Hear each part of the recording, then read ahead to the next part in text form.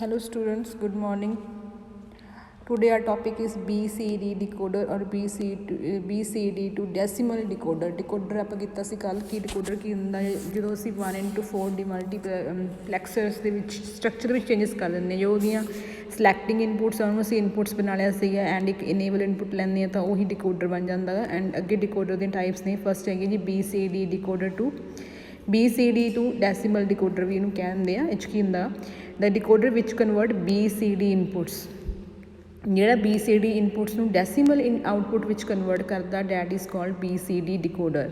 BCD to decimal decoder is frequently referred to as 4 line to 10 line decoder or one of 10 decoders. ਇਹਨੂੰ ਅਸੀਂ 4 line 4 into 10 ਜਾਂ 4 line to 10 line decoder ਵੀ ਕਹਿੰਦੇ ਜਾਂ 1 of 10 decoder ਵੀ ਬੋਲ ਦਿੰਦੇ ਆ as only 1 of 10 outputs lines is high at a time ਕਿਉਂਕਿ ਇੱਕ ਟਾਈਮ ਦੇ ਉੱਪਰ 10 ਆਊਟਪੁੱਟ ਲਾਈਨਸ ਆਊਟਪੁੱਟ ਅਸੀਂ ਕੀ ਜਨਰੇਟ ਕਰ ਸਕਦੇ ਹਾਂ ਕਿਉਂਕਿ ਡੈਸੀਮਲ ਹੁੰਦਾ ਤਾਂ ਦੇਖੋ ਦੀ ਬੇਸ ਵੀ 10 ਹੁੰਦਾ ਨਾ 10 ਹੁੰਦਾ ਬੇਸ ਤਾਂ 10 ਆਊਟਪੁੱਟਸ ਲਾਈਨਸ ਹੋਣਗੀਆਂ since BCD input 4 with lines produces 16 output lines ਜਦ ਕਿ ਆਪਾਂ ਨੂੰ ਪਤਾ ਜਿਹੜਾ BCD ਇਨਪੁਟਸ ਹੁੰਦੀਆਂ ਨੇ 4 ਹੁੰਦੀਆਂ 4 ਬਿਟ ਦੀਆਂ ਹੁੰਦੀਆਂ ਨੇ ਉਹਦਾ ਮਤਲਬ 2 16 ਆਊਟਪੁੱਟ ਆਉਣੀ ਚਾਹੀਦੀ ਸੀ ਆਪਣੇ ਕੋਲ ਤਾਂ ਬਟ ਕਿਉਂ ਨਹੀਂ ਆਉਂਦੀ ਹੈਗੀ therefore the number corresponding 10 to 15 are not allowed in BC2 decimal decoder ਕਿਉਂਕਿ 10 ਤੋਂ ਲੈ ਕੇ 15 ਤੱਕ ਅਲਾਉ ਨਹੀਂ ਕਿਉਂਕਿ 10 ਤੋਂ ਲੈ ਕੇ 15 ਤੱਕ ਹੈਕਸਾਡੈਸੀਮਲ ਦੇ ਵਿੱਚ ਮਤਲਬ ਕਿ ਅਸੀਂ ਕੰਸੀਡਰ ਕਰਦੇ ਹਾਂ ਆਊਟਪੁੱਟਸ ਨੂੰ ਨਾ ਕਿ ਮਤਲਬ ਕਿ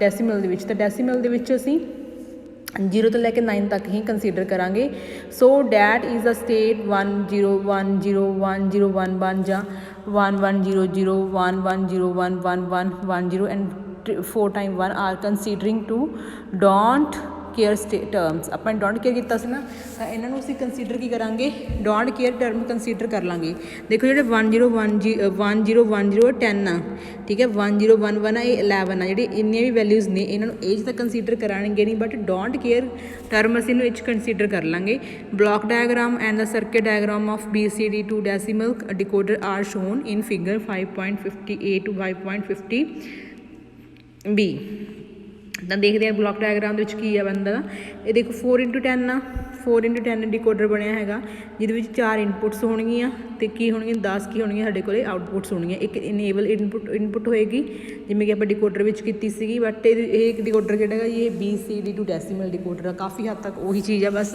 ਥੋੜ੍ਹਾ ਕੀ ਇਹਦਾ ਡਿਫਰੈਂਸ ਆ ਉੱਪਰਲੀ ਜਿਹੜੀ ਬਿੱਟ ਹੁੰਦੀ ਹੈ ਉਹਨੂੰ MS ਵੀ ਬੋਲਦੇ ਆ ਹੇਠਲੀ ਨੂੰ ਕੀ ਬੋਲਾਂਗੇ ਅਸੀਂ ਇਨਪੁੱਟ ਨੂੰ LS ਵੀ ਉੱਪਰਲੀ ਨੂੰ MS ਵੀ ਬੋਲਾਂਗੇ most significant bit and least significant bit BCD the full form ਕੀ ਹੁੰਦੀ ਆ ਬਾਈਨਰੀ ਕੋਡਡ ਡੈਸੀਮਲਸ ਅੱਗੇ ਹੈਗੀ ਜੀ ਆਪਣੇ ਕੋਲ ਆਊਟਪੁੱਟਸ Y0 ਤੋਂ ਲੈ ਕੇ Y9 ਤੱਕ 10 ਨਹੀਂ ਮੀਨਸ 0 ਵੀ ਕੰਸੀਡਰ ਹੁੰਦਾ ਇਸ ਕਰਕੇ Y0 ਤੋਂ ਲੈ ਕੇ 1 Y9 ਤੱਕ ਨੈਕਸਟ ਸਟੂਡੈਂਟ ਪਹਿਲਾਂ ਸਭ ਤੋਂ ਪਹਿਲਾਂ ਆਪਾਂ ਟਰੁਥ ਟੇਬਲ ਬਣਾਵਾਂਗੇ BCD ਦਾ ਟਰੁਥ ਟੇਬਲ ਕਿਵੇਂ ਬਣੇਗਾ ਇਨਪੁਟਸ ਕਿੰਨੀਆਂ ਨੇ 4 A B C D ਹੋਣਗੀਆਂ ਤਾਂ 4 ਦੇ ਹਿਸਾਬ ਨਾਲ ਕਿੰਨੇ ਕੰਬੀਨੇਸ਼ਨ ਬਣਨਗੇ ਰਾਜੇ 2 raised to power 16 ਕੰਬੀਨੇਸ਼ਨ ਬਣਦੇ ਆ ਬਟ ਇਹ ਕਹਿੰਦਾ ਇਹ 10 ਤੱਕ ਹੀ ਕੰਸੀਡਰ ਕਰੇਗਾ ਬਾਕੀ ਨੂੰ ਉਹ ਕੀ ਕਰ ਦੇਗਾ ਜਿੱਥੇ ਦੇਖੋ XX ਲੱਗਿਆ ਹੈ ਮੀਨਸ ਇਹ ਡੋਂਟ ਕੇਅਰ ਟਰਮ ਬਣਾਤੀਆਂ ਨੇ 11 ਤੋਂ ਲੈ ਕੇ 15 ਤੱਕ ਡੋਂਟ ਕੇਅਰ ਟਰਮਸ ਕੰਸੀਡਰ ਕਰੇਗਾ 9 ਤੱਕ ਹੀ ਉਹ ਜਨਰੇਟ ਕਰੇਗਾ ਆਊਟਪੁੱਟਸ ਇਸ ਕਰਕੇ ਬਣਾਉਣੇ ਸਾਨੂੰ ਕੰਬੀਨੇਸ਼ਨ 0 ਤੋਂ ਲੈ ਕੇ 15 ਤੱਕ ਹੀ ਪੈਣਗੇ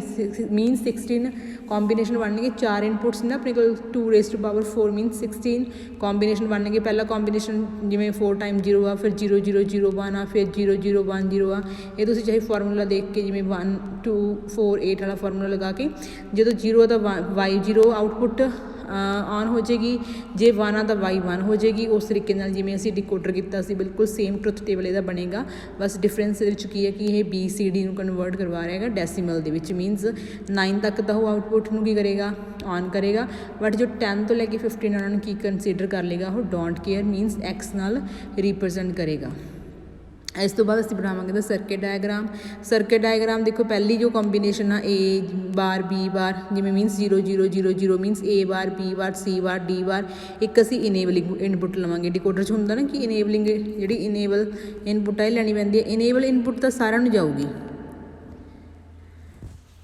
ਸਟੂਡੈਂਟਸ ਇਹਦੇ ਵਿੱਚ ਇਨੇਬਲ ਬਿਟ ਨਹੀਂ ਲੱਤੀ ਹੋਈ, ਬਟ ਤੁਸੀਂ ਇੱਥੇ ਲੈਣੀ ਆ ਉੱਪਰ, ਜਿਵੇਂ ਤੁਸੀਂ ਡਿਕੋਡਰ ਦੇ ਵਿੱਚ ਲਈ ਸੀਗੀ ਸਾਈਡ ਦੇ ਉੱਪਰ ਤੁਸੀਂ ਇਨੇਬਲ ਇਨਪੁਟ ਵੀ ਲੈਣੀ ਆ, ਕਿਉਂਕਿ ਜੇ ਉਹ ਔਨ ਹੋਊਗੀ ਉਹਦੀ ਹਰੇਕ ਨੂੰ ਵੈਲਿਊ ਜਾਊਗੀ ਫਿਰ ਹੀ ਤਾਂ ਮਤਲਬ ਆਊਟਪੁੱਟ ਜਨਰੇਟ ਹੋਊਗੀ, ਅਦਰਵਾਈਜ਼ ਨਹੀਂ ਹੋਊਗੀ। ਤਾਂ ਇਹਨਾਂ ਨੇ ਨਹੀਂ ਲੱਤੀ ਹੋਈ, ਤੁਸੀਂ ਇਹਦੇ ਵਿੱਚ ਲਓਗੇ ਇਨੇਬਲ ਇਨਪੁਟ ਲੈਣੀ ਹੈ ਜਿਵੇਂ ਡਿਕੋਡਰ ਦੇ ਵਿੱਚ ਸੀਗੀ।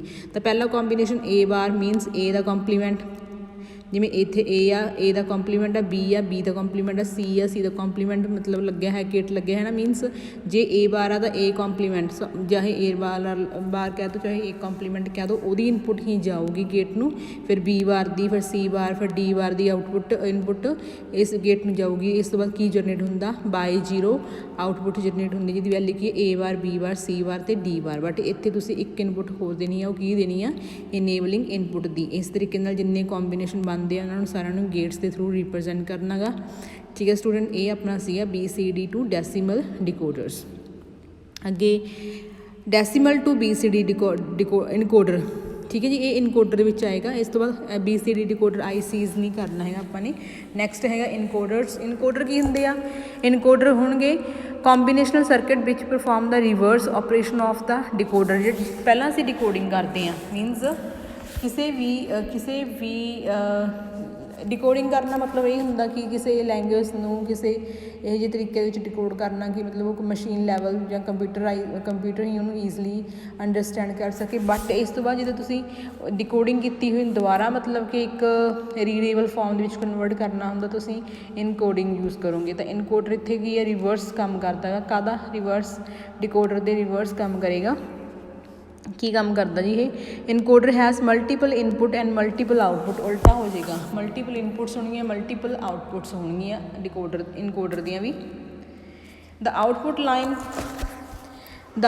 Line produces the binary or BCD code. ਜਿਹੜੀਆਂ ਹੁਣ ਆਊਟਪੁੱਟ ਲਾਈਨਸ ਆ ਉਹ BCD ਕੋਡ 'ਚ ਉਲਟਾ ਕਰ ਦੇਣਗੀਆਂ। ਮੀਨਸ ਪਹਿਲਾਂ BCD ਨੂੰ ਡੈਸੀਮਲ 'ਚ ਕਨਵਰਟ ਕਰਦਾ ਸੀ, ਇਨਕੋਡਰ ਦਾ ਕੰਮ ਕੀ ਆ, ਡੈਸੀਮਲ ਨੂੰ BCD ਦੇ ਵਿੱਚ ਕਨਵਰਟ ਕਰਨਾ ਸਟੂਡੈਂਟਸ। ਠੀਕ ਹੈ, ਹੁਣ ਇਹ ਡਿਫਰੈਂਟ ਬਣ ਸਕਦੇ ਆ। ਹੁਣ ਇਹ ਜ਼ਰੂਰੀ ਤਾਂ ਨਹੀਂ ਹੈ ਕਿ ਇਹ ਡੈਸੀਮਲ ਦੇ ਵਿੱਚ ਕਨਵਰਟ ਕਰੇਗਾ। ਆਕਟਲ ਵੀ ਦੋ ਤਰ੍ਹਾਂ ਦੇ ਹੁੰਦੇ ਆ, ਡੈਸੀਮਲ ਨਾਲ ਜੁੜੇ ਕਿ ਡੈਸੀਮਲ ਦੀ ਹੁੰਦਾ ਗਾ, ਇੱਕ ਤਾਂ ਹੁੰਦਾ ਆਕਟਲ, ਇੱਕ ਹੁੰਦਾ ਗਾ ਡੈਸੀਮਲ ਇਨਕੋਡਰ। ਠੀਕ ਹੈ ਜੀ, ਆਕਟਲ ਦੇ ਵਿੱਚ ਤਾਂ ਮਤਲਬ ਉਹ 8 ਲਏਗਾ, 0 ਤੋਂ ਲੈ ਕੇ 7 ਤੱਕ ਇਨਪੁਟਸ ਲਏਗਾ, ਅਤੇ ਉੱਧਰੋਂ ਜਿਹੜੀਆਂ ਆਊਟਪੁੱਟਸ ਲਏਗਾ BCD ਦੇ ਵਿੱਚ ਉਹ 3 ਲਊਗਾ। 3 ਕਿਹੜੀਆਂ ਹੋਣਗੀਆਂ, A B C, ਕਿਉਂਕਿ ਆਪਾਂ ਨੂੰ ਪਤਾ 2⁻³ 8 ਬਣਦੀਆਂ ਨੇ। ਠੀਕ ਹੈ, ਜਾਂ ਤੁਸੀਂ ਬਣਾ ਲਓਗੇ 3, ਉਹਦੇ ਵਾਸਤੇ 3 ਆਊਟਪੁੱਟਸ ਹੀ ਜਨਰੇਟ ਹੋਣਗੀਆਂ।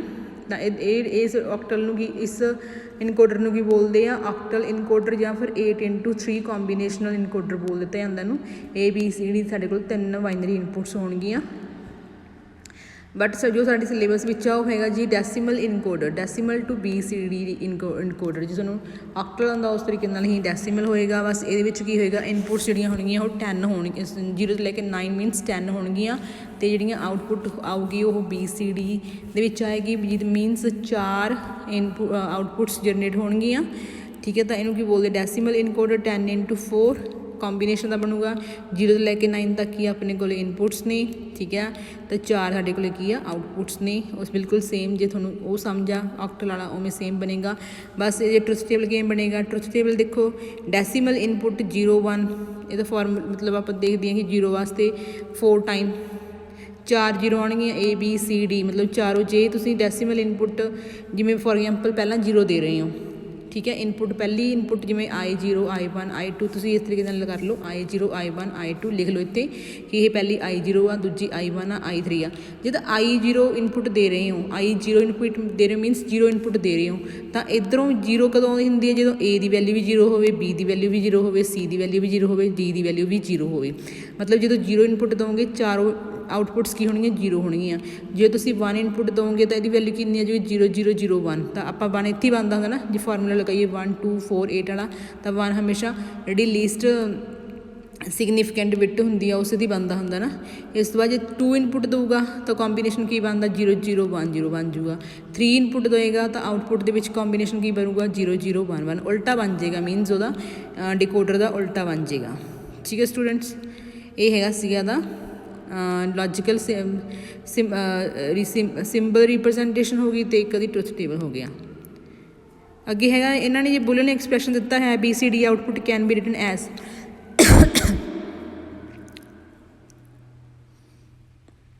ਇਹਨਾਂ ਨੇ ਜਿਵੇਂ ਐਗਜ਼ਾਮਪਲ ਦਿੱਤੀ ਹੋਈ, ਜਿਵੇਂ ਏ ਦੀ ਵੈਲਿਊ 8 + 9 ਆ, ਬੀ ਦੀ ਵੈਲਿਊ ਕੀ ਆ 4 + 5 + 6 + 7 ਆ ਜੀ। ਇਸ ਤਰੀਕੇ ਨਾਲ ਇਹਨੂੰ ਅਸੀਂ ਕੀ ਆ ਡੈਸੀਮਲ ਆ, ਦੇਖੋ ਡੈਸੀਮਲ ਨੰਬਰ ਆ ਸਾਰੇ 8 ਤੇ 9 ਡੈਸੀਮਲ ਦੇ ਵਿੱਚ ਹੀ ਆਉਂਦੇ, ਮੀਨਸ 0 ਤੋਂ ਲੈ ਕੇ 9 ਦੇ ਵਿੱਚ ਹੀ ਆਉਂਦੇ ਆ ਸਾਰੇ ਨੰਬਰ, 0 ਤੋਂ ਲੈ ਕੇ 9 ਮੀਨਸ ਡੈਸੀਮਲ ਤੁਹਾਨੂੰ ਦਿੱਤੇ ਹੋਣਗੇ। ਇਹ ਤੁਹਾਨੂੰ ਕੀ ਕਹੇਗਾ ਬਾਈਨਰੀ BCD ਆਊਟਪੁੱਟ ਦੇ ਵਿੱਚ ਕਨਵਰਟ ਕਰਨ ਨੂੰ ਕਹੇਗਾ। ਤੇ ਇੱਕ ਐਗਜ਼ਾਮਪਲ ਕਰਵਾ ਰਹੀ ਹਾਂ ਮੈਂ, ਇਹਦੇ ਵਿੱਚ ਕੀ ਕਰੋਗੇ ਤੁਸੀਂ, ਇੱਕ ਟਰੁਥ ਟੇਬਲ ਬਣਾਓ, ਸਰਕਿਟ ਡਾਇਗਰਾਮ ਬਣਾਓਗੇ ਇਹਦਾ, ਠੀਕ ਹੈ ਇਸ ਤਰੀਕੇ ਨਾਲ। ਤਾਂ ਇਹਦੀ ਜਿਹੜੀਆਂ ਇਨਪੁਟਸ ਨੇ, ਇਨਪੁਟਸ ਕਿੰਨੀਆਂ ਹੋਣਗੀਆਂ 0 ਤੋਂ ਲੈ ਕੇ 9 ਤੱਕ ਹੁੰਦੀਆਂ ਨੇ। ਜਿਵੇਂ ਪਹਿਲੀ ਵਿੱਚ ਕੀ ਦੇ ਰਿਹਾ, ਉਹ 8 ਦੇ ਰਿਹਾ, ਠੀਕ ਆ, ਤਾਂ 8 ਜਾਊਗੀ ਇੱਕ ਦਾ ਅਤੇ ਇੱਕ 9 ਜਾਊਗੀ, ਠੀਕ ਹੈ। ਜਿਵੇਂ ਇਹ ਪਹਿਲਾਂ ਬਣਿਆ ਹੈਗਾ ਮੋਸਟ ਸਿਗਨੀਫਿਕੈਂਟ A ਆ, ਇਹ ਇੱਥੇ ਮੋਸਟ ਸਿਗਨੀਫਿਕੈਂਟ A ਆ। ਇਸ ਤੋਂ ਬਾਅਦ ਕੀ ਆ ਇੱਧਰ, ਇਸ ਤੋਂ ਬਾਅਦ B ਹੋਊਗੀ, C ਨਹੀਂ ਹੈਗੀ, B ਆ, ਫਿਰ C ਆ, ਫਿਰ D ਆ।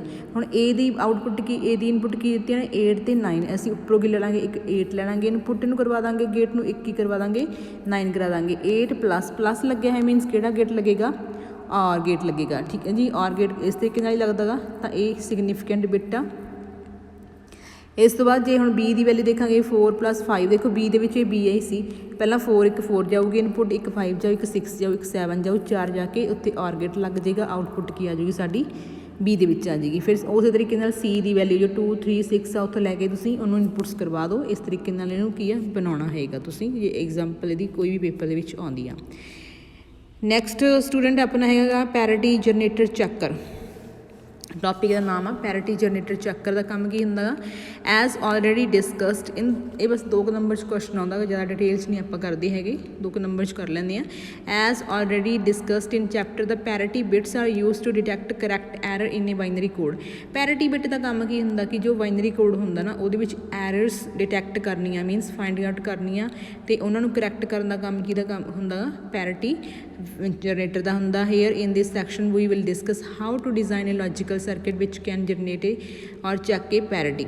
ਤਾਂ ਤੁਹਾਨੂੰ ਕੁਐਸਚਨ ਇਹ ਆਊਗਾ ਰਾਜੇ ਕਿ ਪੈਰਿਟੀ ਚੱਕਰ ਕੀ ਹੁੰਦਾ। Parity checker is use to detect and correct the errors in the binary code ਦੇ ਵਿੱਚ, ਮਤਲਬ ਕਿ ਡਿਟੈਕਟ ਅਤੇ ਕਰੈਕਟ ਕਰਨ ਦੇ ਕੰਮ ਆਉਂਦਾ ਗਾ।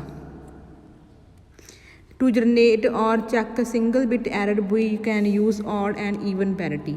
ਜੇ ਤੁਸੀਂ ਜਨਰੇਟ ਕਰਨਾ ਗਾ ਚੈੱਕ ਸਿੰਗਲ ਬਿਟ ਐਰਰ, ਤਾਂ ਤੁਸੀਂ ਕੀ ਕਰੋਗੇ, ਔਡ ਜਾਂ ਈਵਨ ਪੈਰਿਟੀ ਚੈੱਕ ਕਰੋਗੇ। ਜੇ ਸਿੰਗਲ ਬਿਟ 'ਚ ਐਰਰ ਚੈੱਕ ਕਰਨਾ ਹੋਵੇ ਕੋਡ ਦੇ ਵਿੱਚ, ਤਾਂ parity method of error detection checking in which a parity bit is attached to a computer group of information bits in order to make the total number, ਜੇ ones either even or odd depending on the system.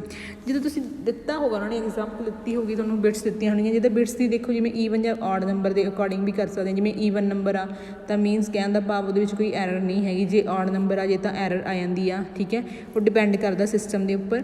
Following example illustrate the parity generator checker combination circuits. The circuit that generate the parity bit at the transmitter and is called parity generator. ਜਿਹੜਾ circuit ਹੁੰਦਾ ਜਿਹੜਾ ਕਿ ਜਿਹਦੇ ਵਿੱਚ ਪੈਰਿਟੀ generator bit generate ਕੀਤੀ ਜਾਂਦੀ, ਉਹਨੂੰ ਅਸੀਂ ਕੀ ਬੋਲਦੇ ਹਾਂ, ਪੈਰਿਟੀ ਜਨਰੇਟਰ ਬੋਲਦੇ ਆ।